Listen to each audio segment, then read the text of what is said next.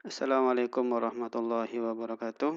Sahabat-sahabat, pada tutorial sebelumnya kita sudah menentukan atau mencari sudut dengan menggunakan busur, ya, dengan menggunakan busur, dan setelah mendapatkan utara dan barat sejati dengan menggunakan bayangan matahari. Nah, sekarang bagaimana kalau tidak mendapatkan busur? Busurnya kita nggak punya.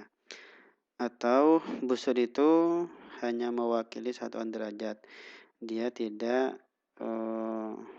mewakili menit dan detik. Nah, sehingga kita kurang akurat gitu ya. Nah, kita bisa menggunakan penggaris biasa ya, dengan menggunakan rumus tan yang dulu pernah kita pelajari. Semisal kita punya arah utara barat dari titik ini, dari titik 0 ini, tentukan misalnya 100 cm atau 1 meter ya. Dari 100 itu kasihlah titik di angka yang 100. Dari titik itu kemudian buatlah garis siku-siku dari penggaris itu. Nah, kemudian kita sudah mendapatkan sudutnya yaitu 23 derajat 57 menit 48 detik. Nah, yang akan kita cari adalah sisi yang ini. Berapa panjang sisi dari titik ini sampai mencapai 23 derajat 57 menit 40 detik ini. Nah, caranya menggunakan rumus tan. Nah, kita sudah dulu sudah pernah kita pelajari rumus tan. Dari segitiga siku-siku ini kita punya 3 rumus untuk mencari sisi. Misalnya kita punya sin B. Apabila sin B-nya tidak diketahui atau sudut B-nya tidak diketahui, kita punya sisi B dan sisi A. Caranya sin B sama dengan B per A atau hadap ini ya, hadap per dekat per miring. Kemudian rumus yang kedua cos B ya, cos B kemudian sama dengan C per A, berarti C sisi dekat dengan miring. Tan B sama dengan B per C, B per C atau hadap dibagi dekat. Misalnya kita praktekkan begini. Kita punya 3 yang harus kita cari. Sebentar ada adzan.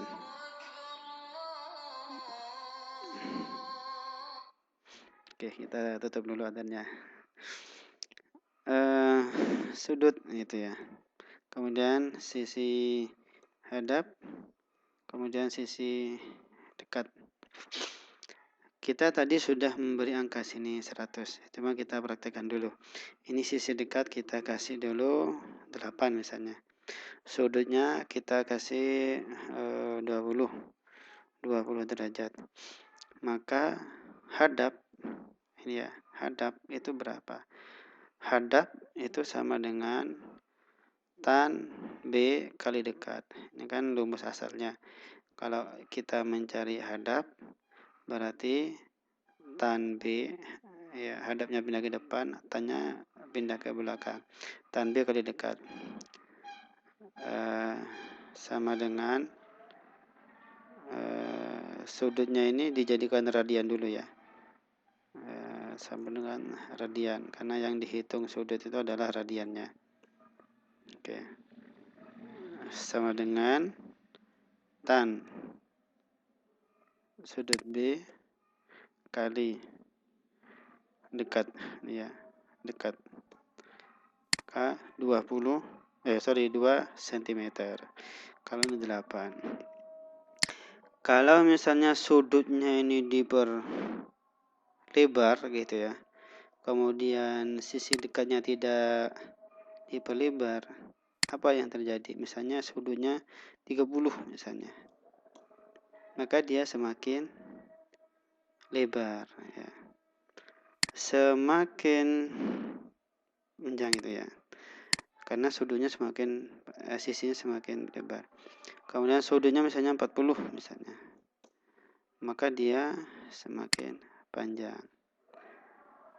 Kalau misalnya sudutnya kecil gitu ya, sudutnya diperkecil 10 misalnya, maka dia hanya 1. Artinya ini ke bawah kan misalnya, maka dia kecil. Oke, ini hubungan sudut dengan sisi. Kenapa kok bisa dibalik ya? Logikanya ya kayak gini. Misalnya 3 sama dengan 6 dibagi 2. Ya, 3 misalnya ini 3, hadapnya 6, ininya 2. Kalau dibalik misalnya 2 adalah 6 dibagi 3. Atau dibalik lagi 6 adalah 2 kali 3. Ya, rumusnya bisa dibalik begitu. Kita buktikan misalnya apakah benar kalau misalnya dibalik. Kita jadikan 20 biar besar. Oke, kita mencari dekat. Gitu. Ininya ada gitu ya. Nah, ini kita punya apakah nilainya 8 kalau misalnya ini dibalik. Dekat adalah hadap dibagi tan B. Dekat adalah hadap, ini hadap ya. Dibagi tan sudut. Bagi tan sudut. Ada 8. Benar kan? Atau sebaliknya, kita mencari sudut. Ya, kita mencari sudut. Kita punya sisi, ini punya sisi, C-nya juga ada. Nah, sudutnya enggak ada. Berapakah sudutnya? Kita pakai tan juga. Atan ya. Karena atannya ada di sebelum sama dengan. Kalau ada di setelah sama dengan, dia enggak pakai A, langsung aja tan. Hadap dibagi dekat ya. Hadap dibagi dekat, tutup kurung. Tuh kan? Kemudian dijadikan degrees. Sudut ini jadikan degrees. Ke 20. Ya, kalau dibalik-balik ya rumusnya. Nah, ini pun juga begitu. Kita sudah punya sudut misalnya ini ya 23 karena kita menggunakan yang BU ya. Nilai sudut anggap saja sudut B ya. Radian kita pakai yang ini. Kemudian sisi hadap ya, sisi dekat. Kita punya sisi dekat 100 ya, sisi dekatnya 100 cm. Kemudian berapa hadapnya? Sisi hadap. Maka tan sudut kali sisi dekat, maka 44. Ini prakteknya begini. Kemudian setelah kita ketemu 44 ya, 44, kemudian tarik. Tentukan dulu 44-nya, kemudian kasih titik, kemudian tarik ya. Ini harusnya 44-nya ada di sini ya.